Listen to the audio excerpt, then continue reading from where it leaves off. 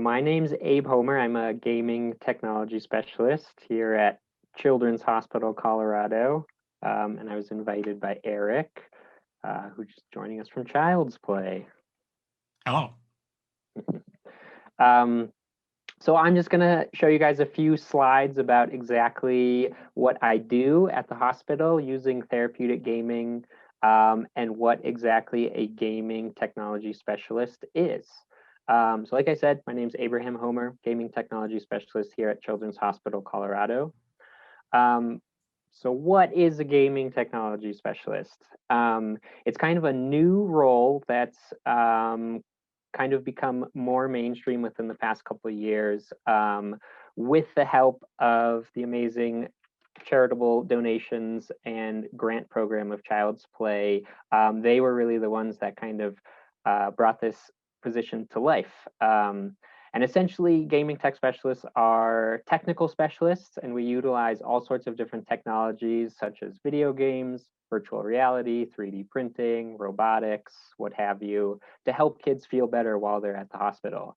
That includes doing recreational play, where I can take a gaming cart up to their room and we just play games together, doing co-treatments with physical therapists, occupational therapists, doctors, nurses, and also acting as kind of a subject matter expert for clinicians and providers who are interested in integrating this technology into their workflows. So the biggest thing we do is use video games to help kids feel better. As you can see up in the upper left corner of the screen, we do all sorts of fun photo shoots. We get to have people dress up like stormtroopers, as you see in the photo. That's actually our medical director. He builds all his own costumes and stuff and comes and plays video games with the kids sometimes. We also have virtual reality recreational play, as you can see in the middle picture.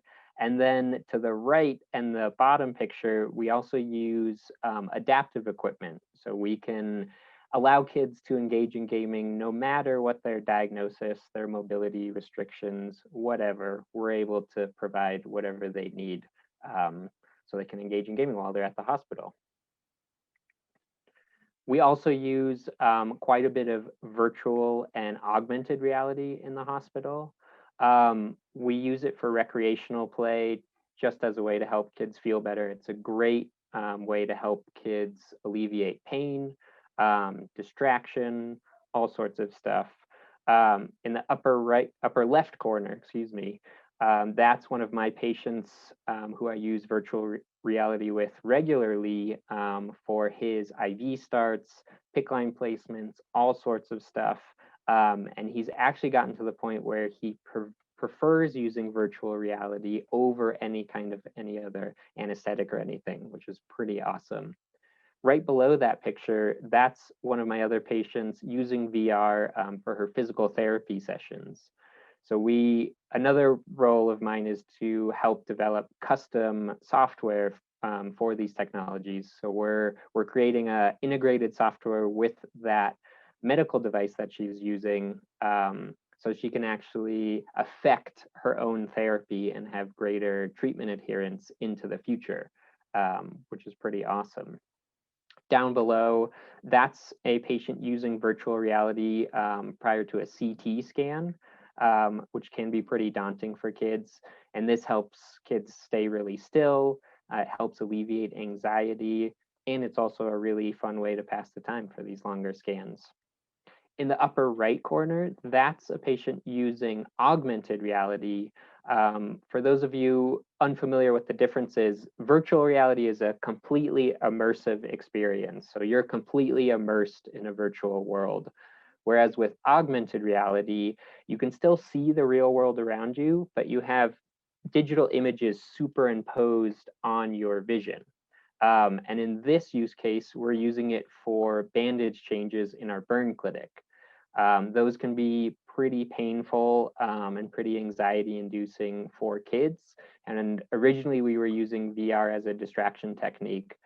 However, we found kids were feeling a little claustrophobic and really wanted to see what was being done to them during the procedures. So we switched to augmented reality so they could see what was happening to them, but still have those fun digital distractions. Something else that I do is using 3D printing technology. We use it quite extensively. Primarily, we've been using it for legacy building and memory making items. These tend to be for patients who are nearing or at the end of their lives and have passed away. So these are little keepsake items that I've started creating for families using a 3D scanner. So we can actually 3D scan their physical hands in a good intimate moment between the patient and families. And then we can create those as 3D prints and create these kind of sculptural keepsakes. We also use it for fun, for recreational stuff. I've scanned kids' faces and turned them into robots, turned kids into unicorns, all sorts of fun stuff. But we also do use it for these really meaningful projects as well. During the pandemic, we've been using 3D printing technology to kind of help alleviate the stress on our PPE. So I started 3D printing face shields and masks, as you can see down in the bottom left corner. And this was just to help during the beginning of the pandemic when a lot of hospitals were experiencing PPE shortages. We really wanted to make sure that our staff and as well as our patients and families were remaining safe during those shortages. So we were able to actually create things that staff were using during their clinical care. And then down below, you can see those thermometers. We have to do patient and family screenings for everyone that comes into the hospital, including staff. And our thermometers kind of look like the shape of a gun, which was kind of disconcerting for both staff and families. So I created these 3D printed designs as little accessories that could be added on to the thermometers, just to make them a little less daunting to patients and families, make it a little more fun of an experience as they're getting their temperatures taken. The other cool thing that we use a lot here at the hospital are telepresence robots. We use them for all sorts of stuff. Before the pandemic, we were using them for just different patient visits. We were using them so patients on isolation could get out and kind of walk around the hospital virtually as a robot. And then during the pandemic, obviously, with all of the different visitation restrictions and whatnot, we were searching for a way to keep patients and families connected, even from afar. And we were able to leverage these telepresence robots to create some really cool and meaningful moments between families. These three pictures in the middle was a family that actually used the robot quite extensively while their baby was in the NICU. That's a child life specialist holding the robot there that was utilizing the robot. And they were actually calling in from a few states over, and they were able to call in and say hi to their sibling pretty much every day without physically being here in Colorado. The other cool thing we use them for is our bingo time down in our studio. So every Wednesday we do bingo, and we have all the kids in our rooms play with us on their TVs. And unfortunately, they weren't able to come down to the studio physically, but we have 3 kids on the other end of those robots who drove down and called out bingo numbers and played bingos via the robots. So that's kind of a little about what I do as a gaming tech specialist. And I'll hand it over to Eric. Thanks. Cool. So my name is Eric. I work for a charity called Child's Play.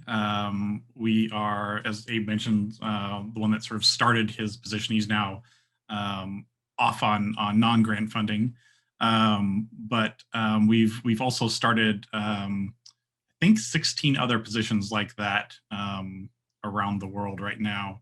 But we also have a focus on just providing equipment and also trying to teach people about how games can be therapeutic tools, not just in the hospital, but also at home. So let me share my screen.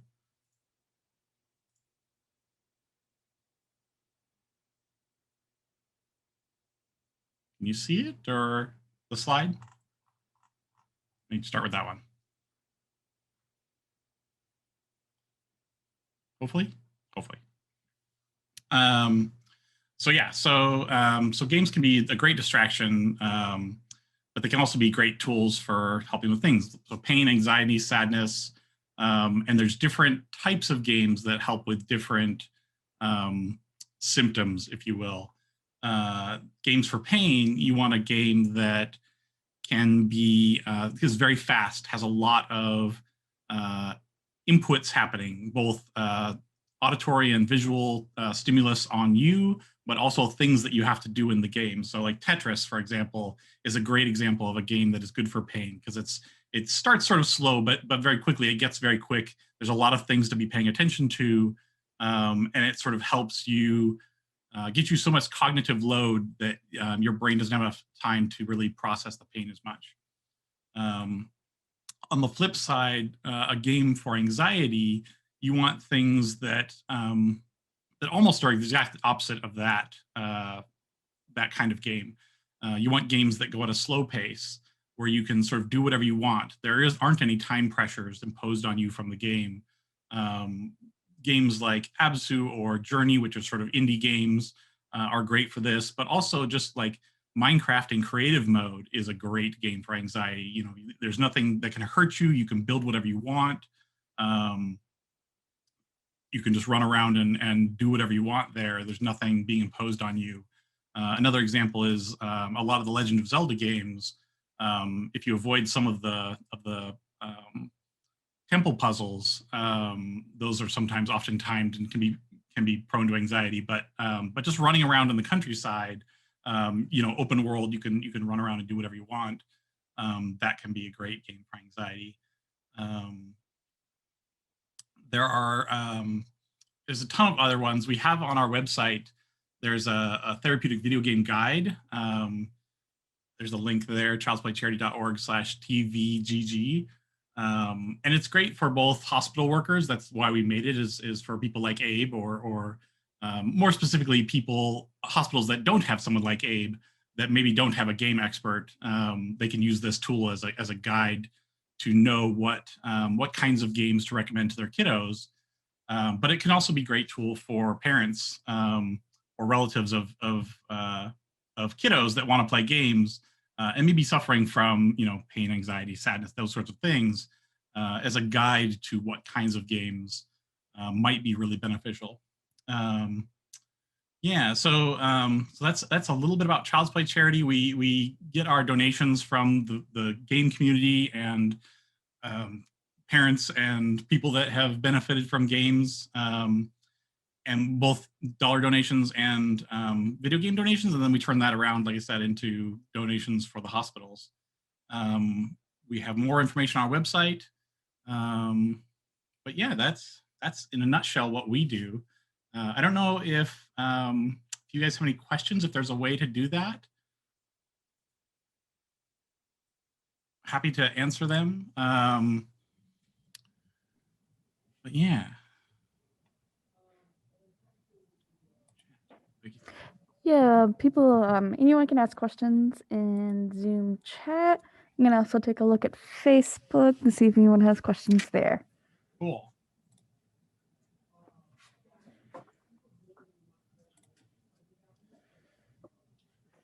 I guess just thinking about some of the questions we often get, people often ask, like, how can I get a job like Abe's? And it's just, I think Abe just happened to be in the right place at the right time, searching and saw it. But if you follow Child's Play's Twitter, whenever we find a job like this, either one that we funded or one that was funded from other sources, we definitely tweet about it. So it's Child's Play Charity, twitter.com/CP Charity. But it's also just looking around. And if there is a hospital near you either children's hospital or otherwise, if you are very interested in one of these jobs, I would say just start volunteering and get involved with that hospital. Hospital experience is not necessarily required, but is super helpful in getting these kinds of jobs and experiences. And it potentially you can get you can fulfill whatever wish you want as sort of wanting to do that just by volunteering and helping maintain their equipment that way. So a question from Kaylee. Yeah. I see it. Games you recommend for patients with seizure disorders or a history of seizure activity? Abe, you probably have a little bit more experience in this than I do. Yeah, that's always a hard question to answer because it's really on a case by case basis. And every time I have a patient that has a seizure disorder, I always do a consult with their neurologist or their primary care physician just to kind of walk through what is triggering them, if it's flashing lights, if it's something else. And really the rule of thumb is you just want to try and avoid long flashing lights. A lot of video games obviously have that. But I would suggest, like Minecraft is really great. If again, like Eric said, if you're in creative mode, there's games like Human Fall Flat, which is great, which is pretty. It's not super like fast paced or anything, and doesn't have any big kind of cinematic flashing lights and stuff. But is also a co-op, which is really fun. So you can engage with friends or family or whatever. I would not suggest games such as Mario Kart or Super Smash Brothers. Games like that tend to have really bright flashing lights and really quick actions and stuff. And that sometimes can trigger seizure disorders. But again, it's just a case by case basis. Yeah.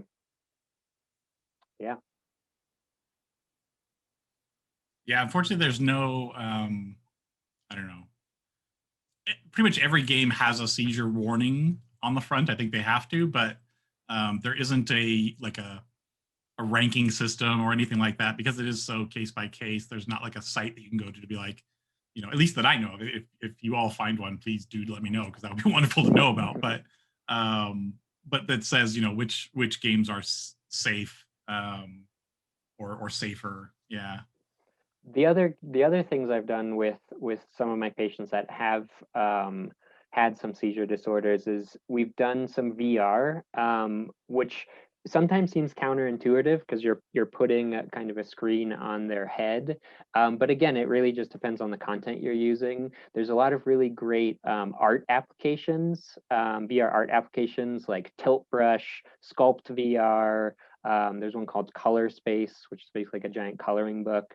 Those are really, really awesome for really anyone. We use them a lot for art therapies, but especially with kids with seizure disorders. It's a great way for them to experience VR and really minimizing that risk of causing a seizure episode. And it's really just, you can paint in 3D, you can sculpt things in 3D. Again, there's not a lot of huge flashing lights or explosions or anything like that. And it's a really, really cool experience. Yeah, I guess that's worth talking about is especially in the VR world, but in other in phone apps and other things as well. There's a whole games are a big piece of the things that you can get on those, but there are a lot of experiences that are not games that can still be beneficial, for lack of a better word. The art therapy stuff. There's a lot of music creating apps in both VR and sort of phone-based things. Meditation guides and apps like that can be very soothing. There's a lot of great technology out there to be used at various price levels. Some of them are free, some of them cost a few dollars. It varies a lot. So for sure. For sure. I don't see any other questions from Facebook or Twitch. On Twitch, we do have a few people just saying hi. Cool. Yeah. Hello, Twitch. Cool. And on Zoom, if you have any more questions, you can type in chat. Otherwise, yeah, I don't see anything else. Gaming system have you found to be easiest to adapt? I guess, do you want to talk about what you found, Abe, and then I can speak to whatever other maybe hospitals have found? Yeah. So whenever I'm working with adapting video games, I use the Xbox Adaptive Controller, which is a really amazing piece of hardware that Xbox came out with, I think 2 years ago now. It's basically just an interface with two big buttons on it, but on the back it has 1/8-inch inputs for any buttons on a regular Xbox controller. So you can get third-party buttons, switches, joysticks, what have you, and you can really customize the controller scheme to the needs of the patient. That works with the Xbox. But the cool thing is you can get there's these little adapters that you can get that essentially trick the console that you're using into thinking that the adaptive controller is a Nintendo Switch controller, is a PlayStation controller. So what I found is actually, it's not really about the console, it's kind of about the games that are easier to adapt. And what I tend to do is use the Xbox Adaptive Controller on a Nintendo Switch and play games like Mario Kart. One, because it's a game that kids are usually familiar with. So especially if it's a new diagnosis or a new physical restriction of some sort, and they're not really used to engaging with gaming with this new controller, it's kind of a low barrier of entry, because really all you need is a gas pedal, a brake, and your items, or a gas pedal, your joystick, and your items. So it's really just 3 buttons that you need. And you can hook it up so they're playing with their feet or with their head in a wheelchair, or with their elbows or whatever. And it's a really, really great way for them to get used to that. And then you can start kind of building on top of that, adding in more complex games. So I like to use the adaptive controller, and I use it with all sorts of different consoles. It just really depends on the games. Yeah, so I mean, for adaptive needs, that definitely, I mean, I don't think I could add anything to that. If the question was more sort of adapting to the hospital use, I mean, all the gaming systems are being used in hospitals. Xbox, PlayStation, Switches, iPads are super useful because they are so easy to wipe down, and everyone, for the most part, knows how to operate them. So I think every hospital has some iPads for the distraction use and other uses. Unfortunately, none of the 3 big console makers, Nintendo, Xbox, PlayStation, have device management systems. So you have to sort of, if you have an Xbox at home, you can keep track and manage it by yourself. That's fine. When you start to get 10 or 20 or hundreds of them in a facility, it can start to get very difficult to manage that many. Which means that most hospitals, unless they have someone like Abe or someone else that can be their job to manage all those systems, they're limited to only a few consoles per floor or devices. The Nintendo Switch is certainly a standout, but it's because it's so portable and small, it can be just carried around, thrown on a cart, in a basket, whatever. Used with patients. Kids are still very excited to play them. They're very popular games. On the flip side, that means that they're not the kind of thing that you can leave somewhere safely in a lot of hospitals, because they might get lost or mistaken as someone's personal property and leave. So there's a good and bad there, but yeah, it's everything. I mean, hospital staff are very creative in making use of whatever technology happens to be donated, and how to make use of it to brighten the lives of the kiddos that are stuck there. Can we elaborate on how Child's Play partners with other organizations in the process? Private company who serves a 48-bed population, pediatric population. Oh, wonderful. So we have a couple processes, a couple programs, I guess. One is our standard hospital program, partner program, And that's intended for any hospital that has at least 20 inpatient beds, nonprofit hospital or government facility. Um, and what we do with that is we set up an Amazon wish list on our site. We found that's how we started is Amazon wish lists, and we find that it's a very efficient way of getting donor dollars turned into the thing the hospital needs and sent to the hospital.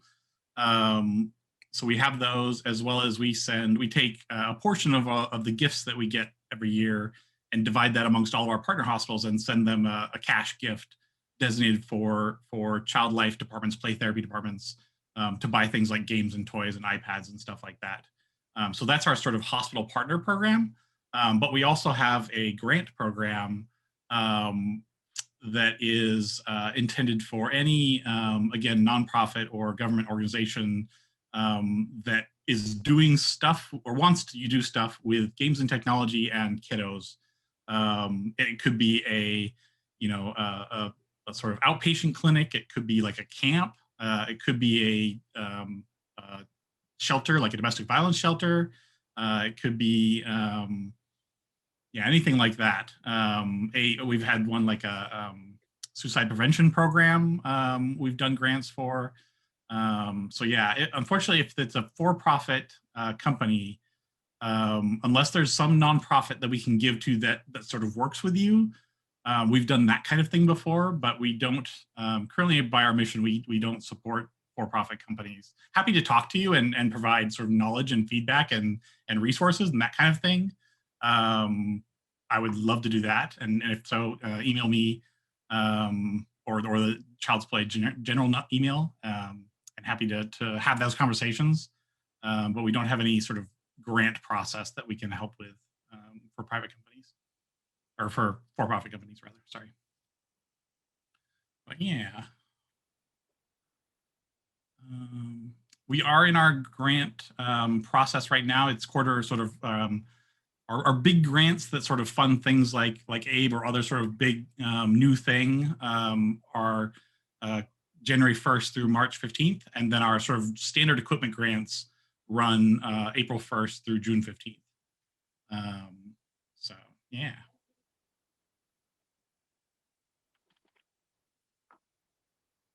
What else? Any other questions or things that you can think about, Abe, that we can talk about? I don't know.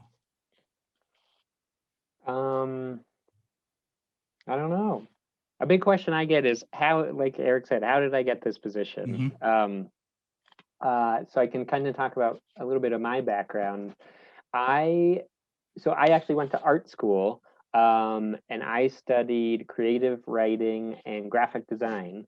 And before school, or before I went to college, basically since I can remember, I've been a huge avid gamer. I love playing video games. It's been a big part of my life. And I went to college, and throughout that time, I was learning more about video games, and it was kind of changing the way I was thinking about them, and really thinking about the fact that they can be used therapeutically. A lot of people think about video games and they're just like, oh, that's just a fun little thing for entertainment, which it is, but it can be so much more than that. So in my senior year of college, my mother was actually diagnosed with stage 4 cancer and didn't want to go to the hospital. So my older sister and I became her primary caregivers, and stayed with her, 24 hours a day, making sure she was comfortable. And during that time, I was using video games pretty much as a coping mechanism for myself, to help alleviate a lot of the stress associated with that experience. And I kind of had this light bulb moment where it's like, this is so therapeutic and helpful for me, it must be therapeutic and helpful for other people. And that kind of started me on the path of really looking into this therapeutic gaming work. At the time, hospitals were not even really considering using gaming. I think Child's Play was probably still just doing donations and wish lists and stuff.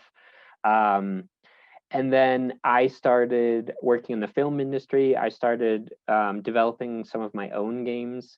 kind of with an eye towards that therapeutic nature. And one day I was kind of doing some research, and I could start seeing that organizations like Child's Play were really on the cutting edge of bringing this stuff into hospitals, and that hospitals in general were starting to be receptive to integrating this technology into clinical care, which I thought was amazing. So after I did some research, I came across this job posting for this gaming technology specialist, at the hospital in Denver where I'm living. And I went in for my first interview, and it was just kind of a match made in heaven. And that's kind of how I started here. So a lot of the game techs have very varied backgrounds. Some are coming from edutech, some are coming strictly, some are teachers, some are camp counselors. We all share a love of games and gaming in general, and I think that's the key to this role is you really just kind of need to bring your passion for gaming into this context, and also be able to have the technical knowledge, but also be able to interact with patients and families that are 9 times out of 10 going through something really, really hard. And the nice thing about this mission, though, is you get to kind of bring some joy into those hard situations for them. You're not a nurse or a doctor who's going in to poke or prod them or whatever. You get to go in with video games and bring a smile to their face, even if it's just for an hour a day or something. And on the inverse, it's being integrated more and more clinically, so we can kind of change the narrative that kids have when they come to the hospital. A lot of kids are like, oh, I went to the hospital, I get poked, prodded. But now with things like video games, and especially with virtual reality, we can change that narrative as a whole. And they can be like, I went to the hospital, got poked, got prodded, traveled to the Grand Canyon, got a CT scan. And it's this seamless narrative in their head, which is amazing for them in the moment, because it makes the hospital a much less daunting place to them. But the hope is that will be carried with them into the future, so they can be healthier adults, and they're not scared of going in for that shot, or scared of going in for that IV because they had a bad experience when they were a kid. So it really does change people's lives for the better. Yeah. So then the question is, what's next for the future of gaming and clinical care? How do we see the collaboration evolving? I mean, so we've done, like I said, 16 or 18 of these grants for gaming technology people. There are something like 250 children's hospitals just in the US. So there's a lot of work there to be done. And we intend our grants to be jumpstart grants. So we'll do them for about 2 years, and then expect that they'll be funded via other sources, while we then use our funds to fund other grants. It's still going to take us, if we're the only ones funding them, which we're not, but if we were, something like 20 years to be able to fund all of the hospitals and get them all going. So we're working with people like Children's Colorado, but also CS Motts and some other sort of leaders in this field of using gaming and technology to try to prove the case that this is important and it should be just a standard part of a children's hospital. This sort of staffing and technology use. On the other side, so in almost all cases, this sort of gaming technology falls under a department at the hospital called Child Life, which are responsible for sort of the emotional health and well-being of patients while they're there. They teach patients about the scary things that they're going through and what that kind of looks like. They help families walk through the process and deal with being in hospital life and what might be happening to them. But there's no technical training as part of Child Life, the degree program. There's nothing about, they get on site and they're expected to use iPads and all this stuff, but there's nothing in their training that helps them with any of that. So our really long-term process right now is working with at least one university right now, and hopefully more in the future, on adding some classes to the child life training to be a little bit techy. Intro to technology classes, or how to use iPads as a therapeutic tool and that kind of thing. Not to necessarily replace someone like Abe, but to allow then Abe to be the support person that can maintain all the equipment, can run trainings, can investigate new things. But the equipment that they're maintaining could then be deployed by this army of child life people or nurses or whoever, other clinical staff, to help the patients. And there's you have over 200 beds, right, Abe? We have 550 beds. 550 beds, yeah. And there's one Abe, so he can't see every patient every day. If he can support the hospital and help them, which thankfully they have sort of Colorado has like a committee that helps, and a lot of involvement with different people. It's not just Abe doing this kind of stuff there. But a lot of hospitals just have one person, and that's too much. So trying to just increase that base level of technical skill and knowledge at the hospital around gaming and technology for distraction and therapeutic use. Hospitals are really good at technology for clinical need procedures and that kind of stuff, but around this area. Industry-wise, there definitely is a lot of attention being played right now, with the opioid crisis that is happening. There's a lot of attention to VR as a pain replacement or pain solution. A lot of research, a lot of studies happening, a lot of big medical companies sort of developing experiences and technologies and trying to figure out how to make that work well, which is exciting. That kind of attention to the space will help us as well. What we're doing is a little different. It's a little less structured, I guess, or I don't know what the right word is. Yeah, it's a little less clinical, I guess. More small T therapy for most of its use. There certainly is some capital T therapy being done with games, of which we have tried to help with that as well. But for the most part, a lot of the stuff that we're doing and we're helping with is more small T therapy, ambient level of pain mitigation and anxiety help and that kind of thing. Anyway, so there's definitely attention being played to it, especially if anything positive can be said about the COVID epidemic, it's that a lot of attention has been put on technology and games and screens as a tool for coping. Not that they're the end-all be-all. There are other ways to cope, certainly, and having a balance is important. But they can be a great tool. And there's a lot of then research and attention being put onto that. So yeah, for sure. Yeah. And I'm seeing a lot of this technology being used strictly clinically. I do a lot of consults with especially surgeons right now. I think they're utilizing virtual reality a lot, especially for surgical planning, which is really interesting, where they can, traditionally they're using two-dimensional imaging processes to kind of plan how they're going to do these surgeries.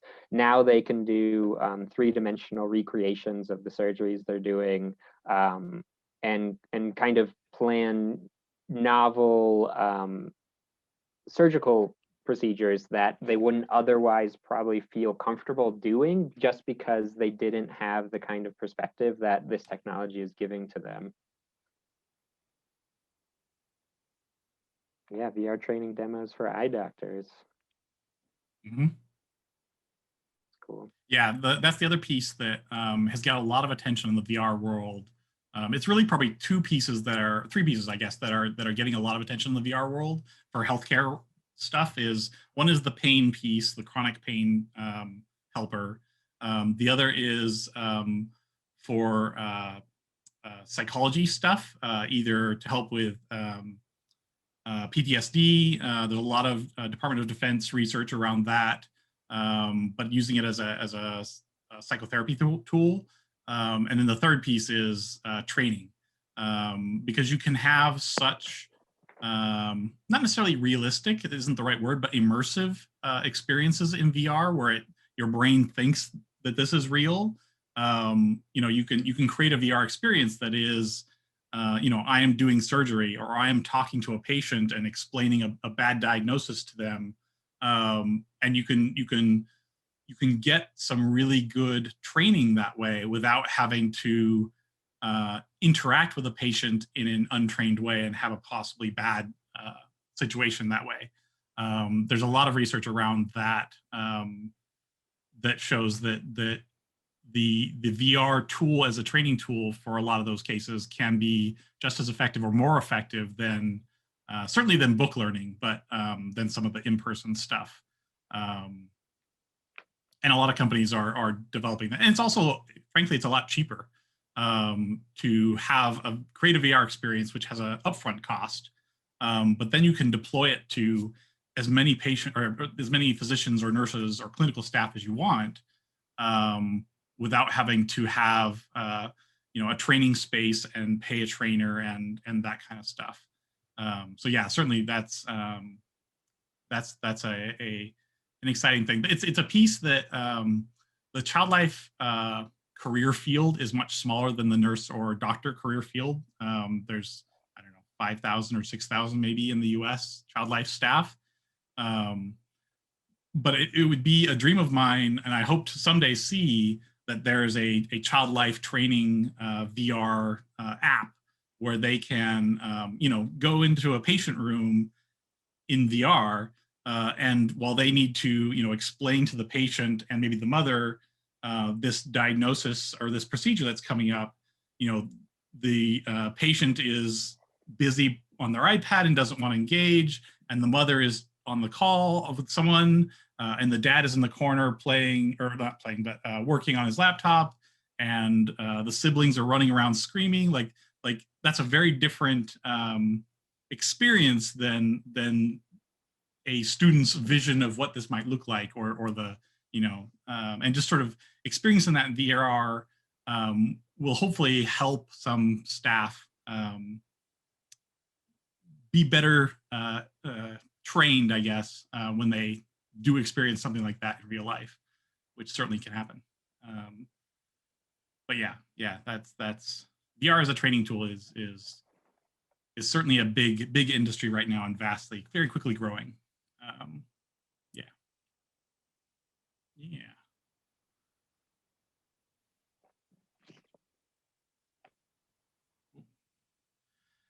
Greatest moments while working with patients and giving therapy. I'll leave that to you, Abe, since you're the one that actually works with patients. I haven't done that. Ooh, that's a tough one. I have so many amazing moments with patients. The one that comes to mind is actually one of the first patients I worked with when I started this role. He was a kid who had spinal muscular atrophy, which is a pretty terrible genetic disease, essentially where your muscles start wasting away, and you start losing body functions. So at the point when I was starting to work with him, he could essentially only move his big toe. And he was an avid gamer, really loved gaming, and was really having a hard time because he wasn't able to engage with games in the same way for quite a long time. A few years, actually, he wasn't able to play games in the same way that he wanted. So I went in and started working with him, doing tons of consults, just getting to know each other. We did a lot of trial and error with the adaptive controllers. We even did some VR together. And after a while, we finally found a setup that really worked for him. And we were able to do, it's called Copilot. It's a function in the adaptive controller where he can control 1 or 2 buttons on the adaptive controller, and then I have a regular controller doing all the other buttons and stuff. So we're essentially playing as one person on one controller. And we've played through multiple different games. And at one point, we were playing through a game, and he just turned to me and he's like, "This is the best I've ever felt, or this is the best I felt in years and years." And that alone, being able to bring that to this patient, I'll never forget him. I'll never forget that moment. And he unfortunately passed away a few months after we were working together. And he was actually the patient that I credit with helping me start doing those legacy sculptures. I just wanted a way to help kind of honor his memory and his legacy. And I became really close with his family and was able to do a 3D scan of all of his family members holding his hand just after he passed away, which was really, really meaningful for the family, and I know would be meaningful for the patient as well. So that's a moment that really sticks with me. I guess for me, so my experience in the hospitals with Child's Play is we just get to visit occasionally, not in the last year or so, but before we visited a lot of hospitals, and some of those visits we are lucky enough to interact with patients and chat with them. And some of our visits we give out gifts, little goodie bags to the patients. One of the hospitals that we visited several years ago, we visited a patient and gave out little goodie bags that had some Skylanders toys, which are like little kind of like Pokemon little guys that interact with a video game. And we just sort of gave them out, and which we'd done at lots of hospitals, and then moved on to our other lives. And we found out a few weeks later that one of the patients we had given them out to had some heart problems and heart surgery. And one of their clinical goals was to get up out of bed and sort of move around to get their blood pumping a little bit. And they were just very, very ambivalent. They didn't want to do it. They just wanted to lay there. They were in pain. They just felt bad. And when they got the little gift bag with the Skylanders, they remembered that they used to watch their brother play Skylanders a lot. And thankfully, the hospital did have a game cart they brought in with Skylanders on it. So the dad would play, and the kid would then sit up and watch the dad playing, which is also like that's the bare minimum, right? Sitting up will help get some blood moving and that kind of thing. And they also brought in some, the Child Life staff and the nurses brought in some potato chips and snacks, which they creatively called gamer food for him, which he then ate, which was good for him. He also needed to eat some actual food. And just that, it wasn't, there's nothing we could have planned. We didn't like plan that. But it's sort of the experience of when you're gaming, when you're doing something fun, it doesn't even have to be gaming. When you're doing something fun, you can forget a lot of other problems that you have. And it can be a great, when used properly, either accidentally or with proper sort of thought process by the clinical staff, can be a way to get patients to do a thing that you want them to do. They call it compliance, right? Get them to comply, to do a thing that you want them to do, but maybe the patient isn't really willing to do. Pediatric patients are oftentimes, they're not little adults. They have, sometimes stronger emotions and are not as compliant sometimes as an adult would be, who understands, I don't like this thing, but I have to do this thing so that I can get better. And even some adults obviously are not always that way. But I guess we didn't really talk about physical therapy stuff, but that's an aspect of games that is used some. I feel like it can be used a lot more, and I have hopes that it will improve in the future. But even so, if you imagine some physical therapies, maybe you have problems, you had a broken arm or something, and you need to just move your arm, right, to get it to get back to normal. And so your physical therapy is just sort of, moving your arm like this or whatever, right? It's for 10 hours or 10 minutes a day, you have to do this over and over. It's not very exciting. It's pretty boring to just do that. Maybe you can watch TV or something. But if you can play a VR game where this is part of the VR game, because that makes you swim faster, or you're attacking blocks in Beat Saber or whatever, you're attacking pieces of fruit in Fruit Ninja. You can do your physical therapy while having fun, and then your prescribed therapy is, please go home and play VR Beat Saber or Fruit Ninja for at least 15 minutes a day. You get much better compliance with that from a patient, be it child or adult. Yeah. So and then it's about being creative, right? Like, you could strap controllers to the patient's feet, sit them in a chair, and then play Feet Saber, where you're using your feet to control the controllers. And if moving the feet is the goal because you have broken leg, or we're in a car crash or whatever. Yeah. So it's there are limited. It's more and more. It's growing, but there's limited tools right now around games and healthcare, because the breadth of healthcare needs is so great. There's a lot of different, surgeries and procedures and things that can happen to the body, right? So there's a lot of different needs there, and there's more and more. But there are, tens of hundreds of thousands of games out there with lots of different, for VR games, different modes and different movements that are important for 2D games. Lots of different styles of games and different things that they interact or require from the player, as far as button presses or puzzles to solve and that kind of stuff.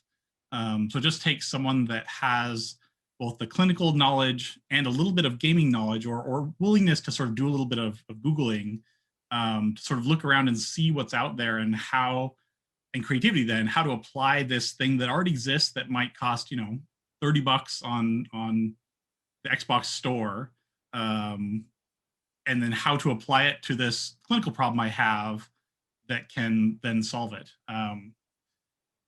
Thinking about the future, one other thing that we've done with Colorado Children's actually is to fund the world's first child life medical director. So it's a clinical doctor.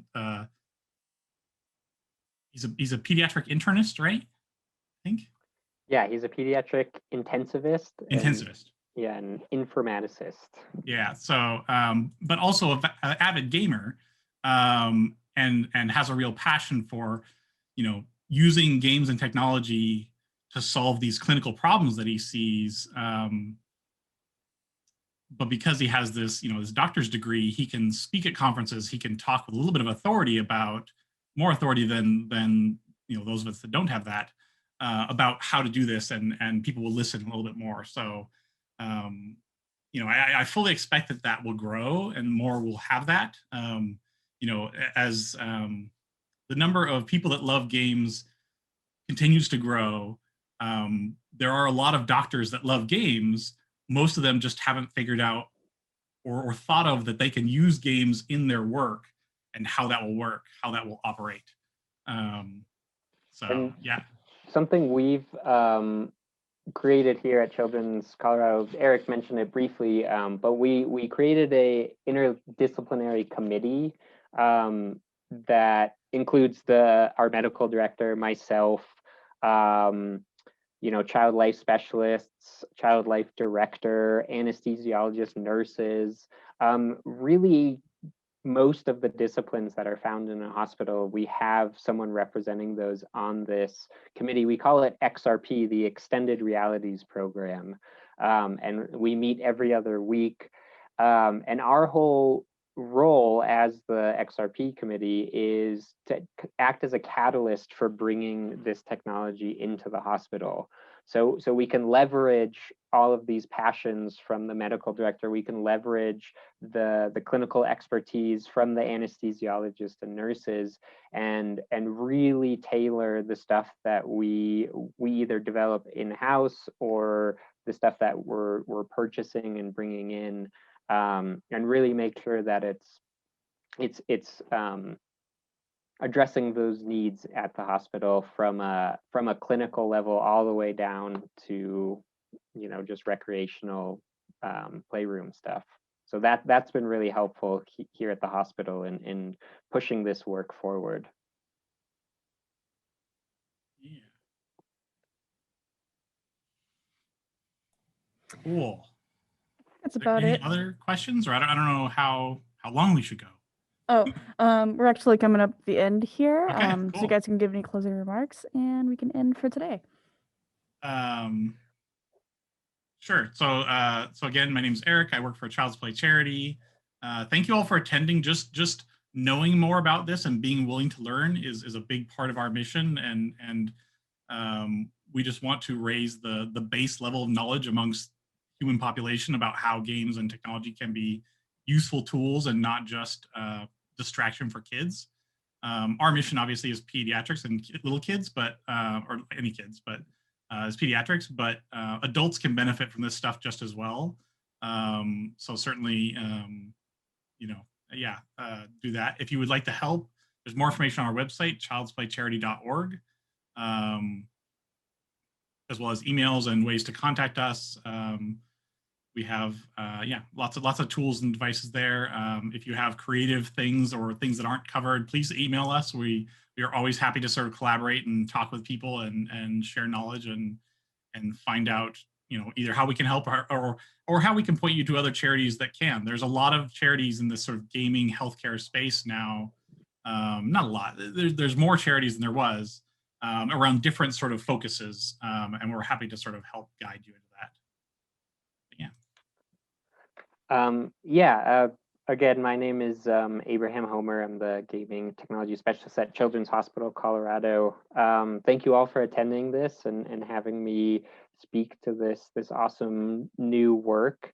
I'm always happy to field any questions from anyone or give anyone advice if they're interested in kind of starting a program like this at their hospital, or just have general questions about how to integrate gaming tech therapeutically or clinically. My email is abraham.homer@childrenscolorado.org. I don't know if there's a way to share that with all of you. It was on my slides, but feel free to reach out if you have any questions. If you just want to nerd out with me and talk about video games, that's always fun too. So thanks again. Thank you, everyone, and have a good evening.